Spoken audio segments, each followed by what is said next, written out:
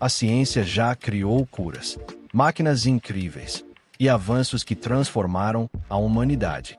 Ela levou o homem ao espaço, venceu doenças e mudou completamente a forma como vivemos. Mas nem toda experiência termina bem. Algumas saem do controle e deixam marcas que atravessam gerações. Alguns erros nunca podem ser desfeitos.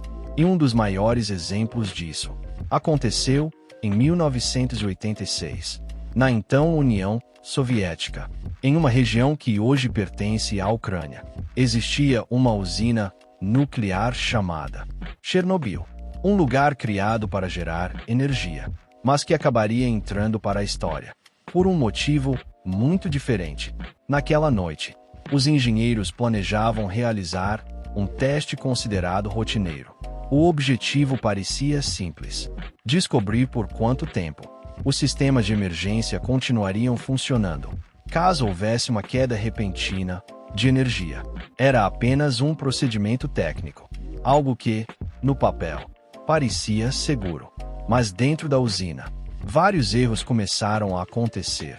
Protocolos essenciais foram ignorados, alertas foram minimizados, sistemas automáticos de segurança foram desligados, e lentamente, o reator entrou em uma zona extremamente perigosa.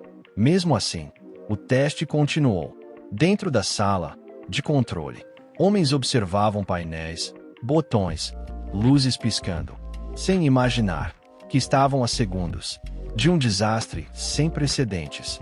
A energia começou a oscilar.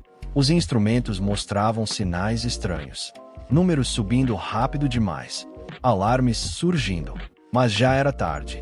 Em poucos segundos, a temperatura disparou. A pressão interna aumentou violentamente. O núcleo tornou-se instável. Então, uma explosão brutal sacudiu toda a estrutura. O teto de milhares de toneladas foi lançado para o alto. Pedaços do reator foram arremessados. Incêndios começaram imediatamente.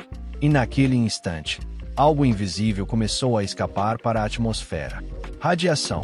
Uma quantidade gigantesca. Sem cheiro, sem cor, sem som, sem aviso. Um inimigo impossível de enxergar.